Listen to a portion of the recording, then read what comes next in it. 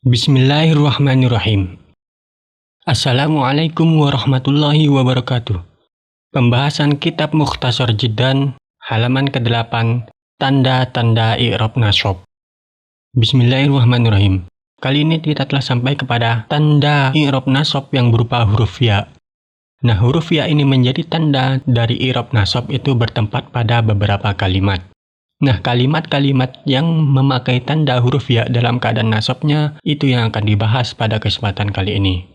Kita baca terlebih dahulu. Bismillahirrahmanirrahim. Wa ammal ya'u fatakunu alamatan linnasbi fit tathniyati wal jam'i. Nahu ra'aitu zaidaini wa zaidina. Fal awwalu mansubun bil ya'il maftuhi ma qablaha al-maksuri ma ba'daha niyabatan anil fathati.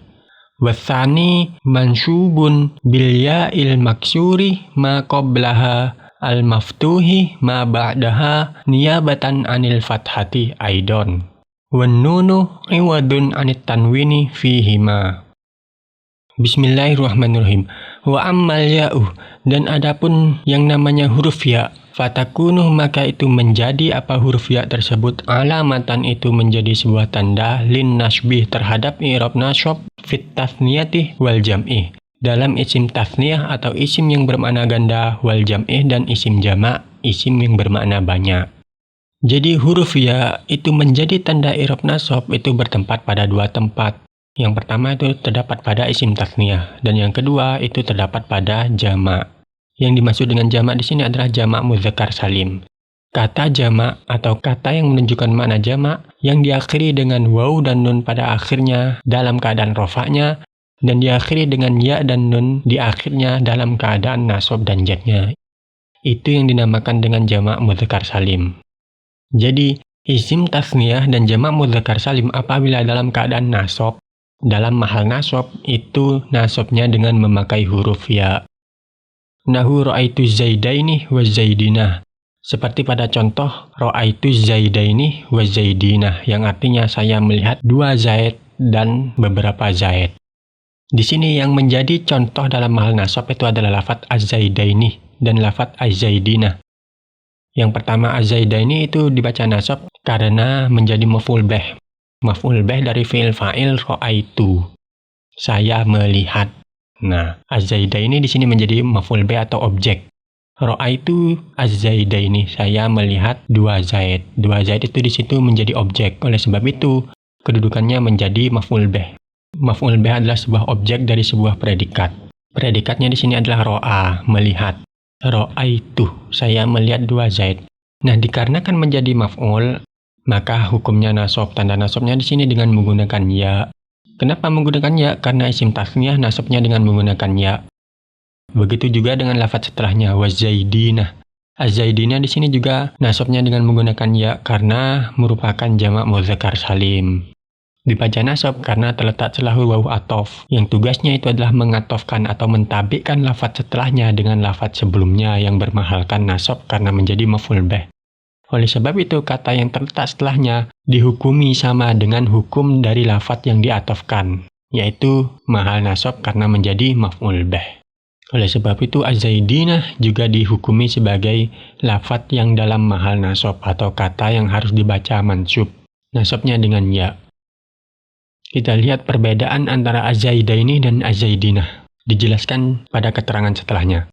Fal awwalu, adapun contoh yang pertama, yaitu lafadz az-zaidaini, mansubun itu dinasabkan atau itu kata yang dibaca nasab bil ya'i dengan menggunakan huruf ya al-maftuhi yang dibaca fathah. Apa yang dibaca fathah? Ma, yaitu huruf qablaha yang terletak sebelum huruf ya tersebut. Dai yang berupa huruf dal itu dibaca fathah. Al-maksuri serta dibaca kasroh ma apa huruf ba'daha yang terletak setelah huruf ya tersebut, yaitu nun. Daini, nihnya, nunnya dibaca kasroh. Nah, huruf ya di sini niyabatan sebagai perwakilan atau sebagai pengganti anil fathati dari harokat fathah sebagai tanda utama dari i'rab nasab. Jadi contoh yang pertama yaitu az-zaidaini itu merupakan sebuah kata yang dibaca nasab dengan menggunakan huruf ya yang mana sebelumnya itu berharokat fathah sebelum ya-nya dan setelah ya-nya itu berharokat kasroh.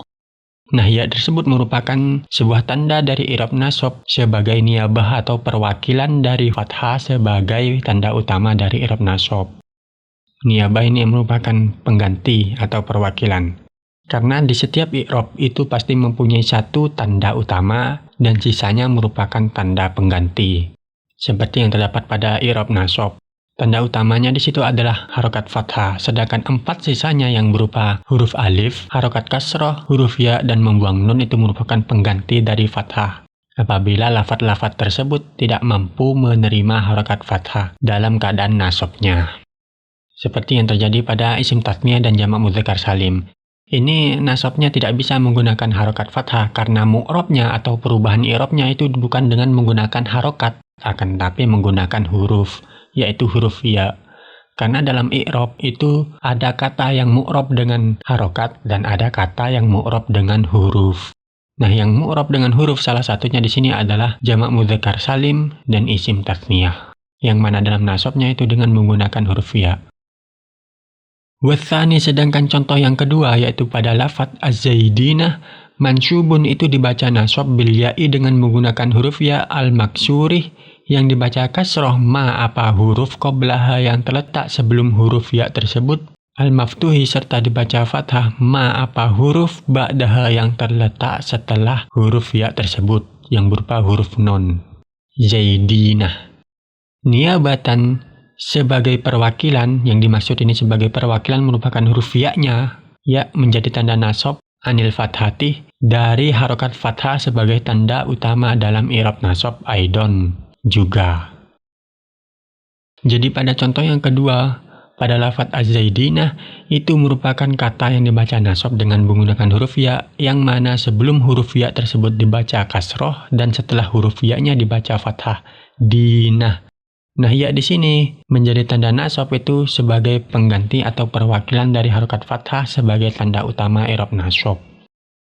Nah, bagaimana status dari huruf nun yang terletak setelah huruf ya tersebut pada lafadz az-zaidaini dan lafadz az-zaidinah? Di sini dijelaskan, wan nunu, adapun huruf nunnya, iwadun itu merupakan pengganti anit tanwini dari harokat tanwin fihima pada isim tasniyah dan jamak dalam keadaan mufradnya. Jadi nun yang terletak pada akhir lafadz isim tasniyah maupun jamak mudzakkar salim itu merupakan sebuah pengganti terhadap keberadaan tanwin dalam keadaan mufradnya atau dalam bentuk mufradnya. Karena dalam keadaan mufradnya sebuah lafadz itu sering dijumpai pada akhirnya itu bertanwin. Sedangkan tanwin itu sendiri merupakan bunyi nun mati pada akhir sebuah lafadz yang tampak saat dibunyikan akan tetapi tidak tampak saat ditulis. Seperti pada lafadz zaidun. Zaidun di situ ketika dilafadzkan itu seakan-akan terdengar bunyi nun mati. Akan tetapi ketika ditulis zaidun, nun matinya menghilang dan tersimbolkan dalam sebuah tanwin. Wa amma hadfun nuni fayakunu alamatan lin nasbih fil af'alil khamsati allati raf'uha bi sabatin nuni. Wallahu alam bisawab.